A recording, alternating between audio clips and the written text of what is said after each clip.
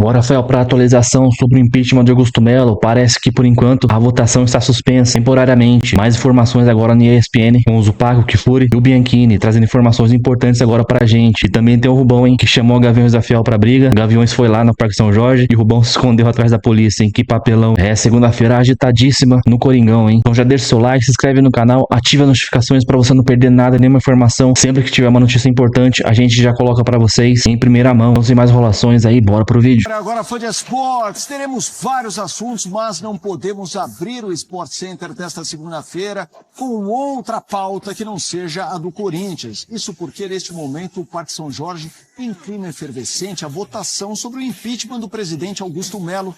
André Kfouri, muito boa noite. Boa noite, Felipe, Gustavo, uma ótima noite a todos.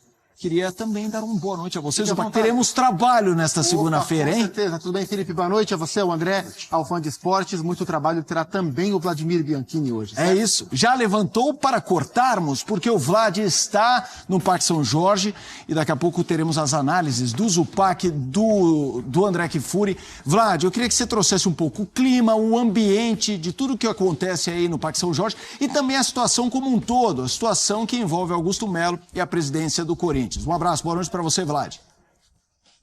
Um abraço, Felipe, um grande abraço para você, para o pessoal do estúdio e também para os fãs de esportes. É isso, a gente está aqui na parte interna do Parque São Jorge, dessa vez colocaram a imprensa aqui dentro do Clube do Corinthians, a gente não precisou ficar na parte de fora, como foi no dia 2 de dezembro, quando teve muita confusão, principalmente com torcedores organizados e a polícia. Dessa vez a gente entrou, a votação do impeachment que era para ter começado ainda não começou, a gente sabe que tiveram alguns problemas, principalmente uma confusão agora há pouco, a votação está no momento suspensa, a gente está esperando então acalmarem os ânimos entre os conselheiros para que comece a votação, primeiro da admissibilidade do impeachment, exatamente, para ver se vai ter a votação ou não. A partir do momento que se tiver a votação, aí começa de fato para ver se vai ter essa questão, se ele vai ser afastado ou não. São cerca de 300 conselheiros, mas a gente espera que tenha no máximo uns 250 por aí, aqui no Parque São Jorge, e aí maioria simples. Caso o Augusto Melo não consiga,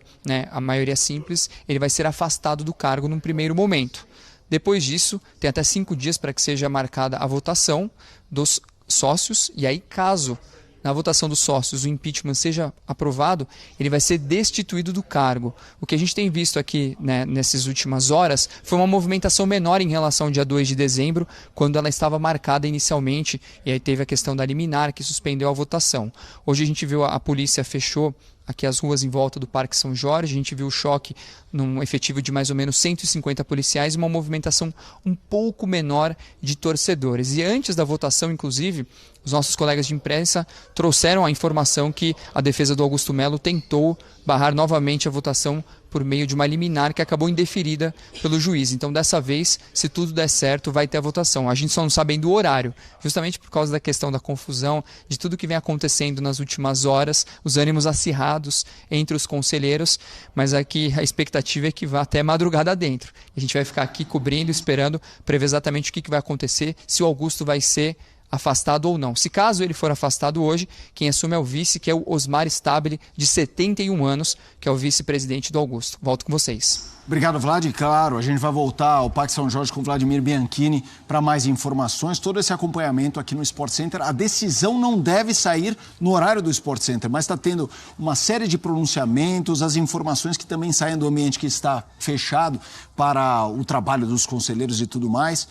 André Kfouri e Gustavo Zupac. É claro, estamos diante de uma situação muito complexa. Sim. Porque existe o ponto de partida de toda a movimentação corintiana, que é o acordo da Vai de Bet, ao comissionamento, empresa de laranjas, mas tem também uma questão política sobre quem está indo contra o presidente Augusto Melo. Eu queria começar contigo, Gustavo Zupac. Como você vê esse momento corintiano? É um momento muito complicado, porque não é uma situação muito elementar. Não há um ponto de vista tão claro sobre o fato, porque existem diferentes visões, né? Então, existe o motivo que levou esse processo de impeachment a ser aberto, que é o caso de polícia o escândalo criminal que é o caso Vai de Bet. E é um escândalo, é um caso gravíssimo. E a cada nova etapa, né, a cada novo fato, a cada depoimento, a cada nova matéria, a cada desdobramento, ele fica mais pesado, né? Tudo que ele aparenta ser, e ele fala aparenta porque o inquérito não está concluído, mas tudo que ele aparenta ser, a cada novo fato que surge, a cada novo depoimento que a gente tem conhecimento, ele fica com mais cara do que ele parecia ser lá no começo. Tamanha é a gravidade desse caso. Pelo que ele aparenta ser, é um caso capaz e que se justificaria a derrubada de um presidente. Mas, aí vai o outro lado da história. Um presidente, entendo eu, não pode ser derrubado pelo que o caso parece ser, pelo que a gente acha que aconteceu, pelo que os indícios sugerem que aconteceu.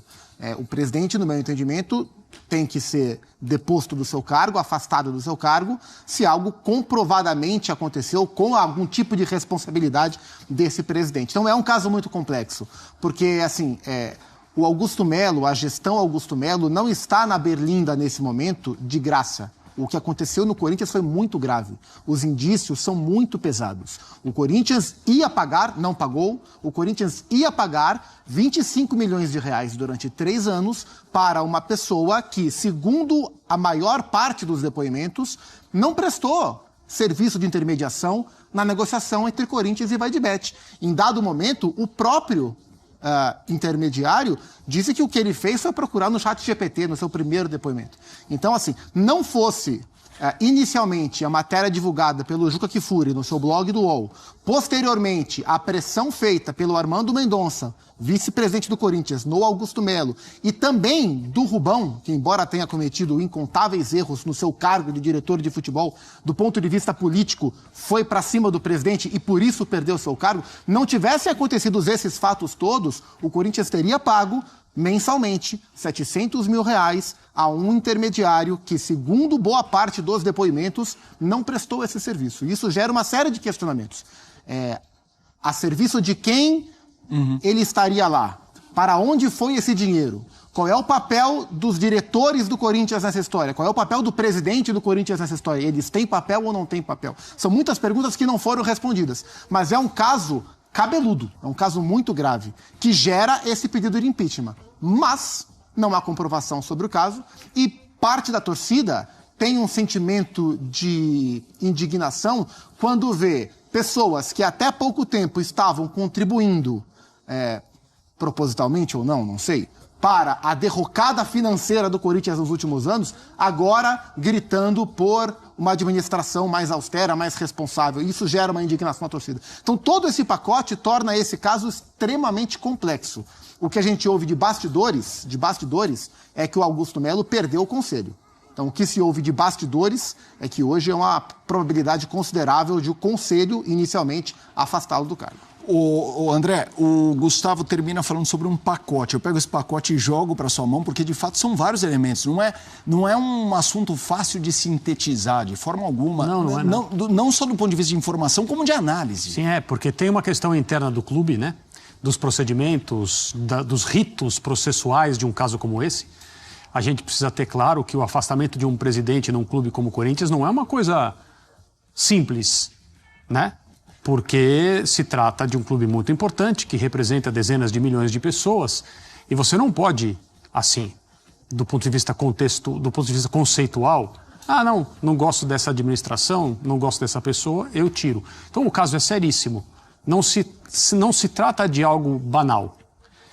O escândalo que aparentemente se confirma a cada notícia a respeito do contrato da Vai de Bet, da presença ou da ausência de um intermediário, de quem é esse intermediário, do laranja que apareceu no papel, da pessoa que não sabia que estava sendo usada como laranja, de para onde iria o dinheiro que esse intermediário iria receber, da intermediação que é feita por uma empresa que não... Uma série de coisas que são muito, muito estranhas e precisam ser apuradas até o fim de maneira transparente, né? É isso que nós pedimos.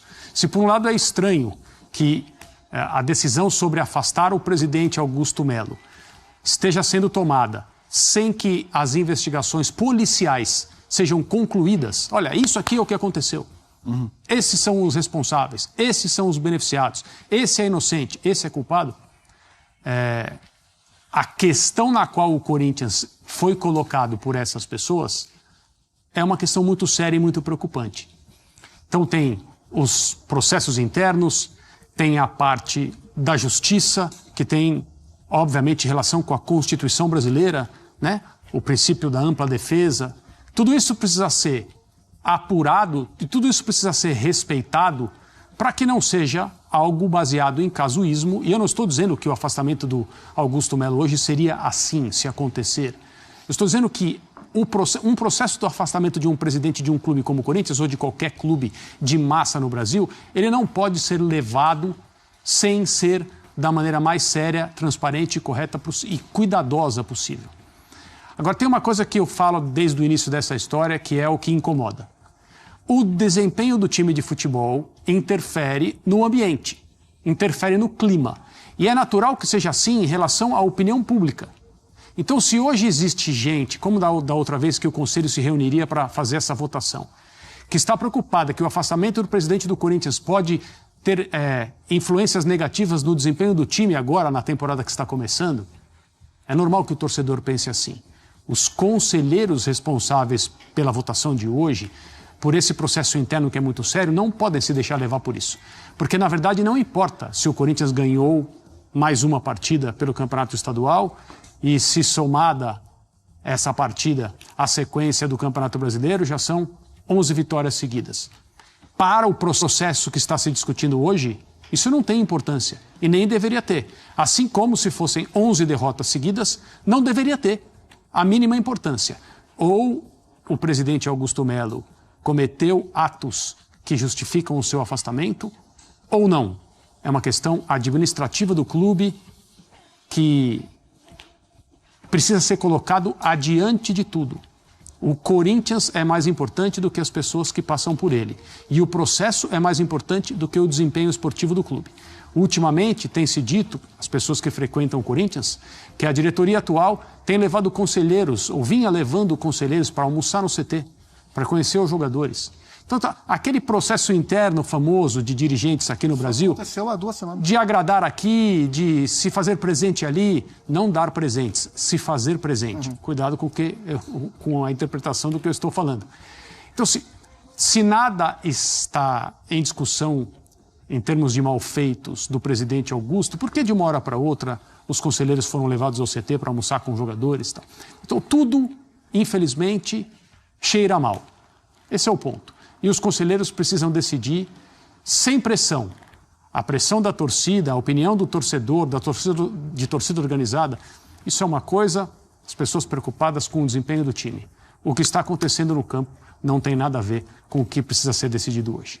A nossa reportagem chegou cedo ao Parque São Jorge, já veio ao longo de toda a programação trazendo informações. Uma das imagens que a gente teve, que mais saltaram aos olhos, foi a do Rubens Gomes, o Rubão, que foi diretor de futebol do Corinthians, na gestão do Augusto Melo. Ele teve nos últimos dias um tete-a-tete ali com a torcida em redes sociais, né, de cobrança, porque a torcida defende o presidente atual. E ele chegou até a falar, não, a gente não vai sentir a pressão, o conselho não vai sentir a pressão, e aí rolou uma careação. Eu espero vocês lá. É isso, espero vocês lá. Eles foram lá. E eles foram lá, exatamente. A polícia, obviamente, a polícia militar presente durante todo esse dia lá no Parque São Jorge, fez ali a proteção ao Rubão. Não houve maiores desdobramentos, ainda bem, não teve mais desdobramentos, mas de qualquer forma a torcida foi pressionar o Rubão, que é uma figura nessa gestão do Augusto Melo. Ele não está mais lá já há um bom tempo, mas foi diretor de futebol do Augusto Melo. Eu tenho aqui alguns cantos que foram entoados pela torcida, Gustavo Zupac. Se o impeachment sair, a Fiel vai invadir. E o outro, ei, você aí acabou com sua vida se o impeachment sair. Eu acho importante trazer a questão da torcida. Importante. Porque estamos falando de uma das mais apaixonadas torcidas do futebol mundial. E engajadas. Né? Exatamente. Participativa na história do clube. Na história do clube, exatamente. Eu queria que você falasse um pouco do papel da torcida e um pouco do entendimento do porquê a Gaviões da Fiel e a torcida do Corinthians como um todo abraçam o Augusto Melo, porque a gente sabe também qual foi o papel da torcida, da Gaviões da Fiel, em relação à gestão anterior, né? Então, quanto que essa linha do tempo tem a ver com o que está acontecendo hoje? Olha, assim, a Gaviões da Fiel, especificamente a Gaviões da Fiel, eu tive a oportunidade de falar isso algumas vezes aqui na última temporada, ela teve um papel muito importante no Corinthians em 2024, na última temporada. Dentro de toda a zona política e administrativa que foi o Corinthians em 2024, o ponto mais sóbrio da administração corintiana, embora não seja esse o papel dela, mas o ponto mais sóbrio da administração corintiana na última temporada foi quando a Gaviões da Fiel interveio e agiu junto do presidente, impedindo algumas coisas de acontecer, cobrando, fiscalizando, indo para cima. Não é o papel da torcida, embora ela seja participativa. A gente costuma muito mais criticar do que elogiar os organizados pela questão de violência, etc. e tal. Mas em 2024, o que o Corinthians teve de sóbrio, de régua em termos do aceitável na fiscalização do que acontecia, estava com a sua torcida. Isso mostra como o Corinthians estava completamente, ainda está, desajustado do ponto de vista administrativo. A torcida do Corinthians, a Gaviões da Fiel, apoiou a eleição do Augusto Melo e apoia nesse momento, ou é contra nesse momento, o impeachment. Isso, para mim, é menos uma defesa do presidente e mais um entendimento da torcida da motivação do pedido de impeachment. O que eu vejo na movimentação da torcida, e eu não estou julgando, é apenas o que eu vejo da movimentação da Gaviões da Fiel, é que eles se manifestam nesse momento contra o impeachment porque eles entendem que as lideranças que pedem o impeachment estão mais interessadas em retomar o poder do que propriamente em livrar o Corinthians de más administrações. Tenho a percepção de que se algo além for comprovado, os indícios se transformarem, o que parece ser, de fato se transformar no que é, porque parece, né, parece ser, esse apoio será largado rapidamente. É a impressão que eu tenho. Mas por hora, a Gaviões se coloca contra o impeachment, mais por estar contra, de maneira bem clara, o renovação e transparência, do que propriamente por abraçar a gestão do Augusto Melo.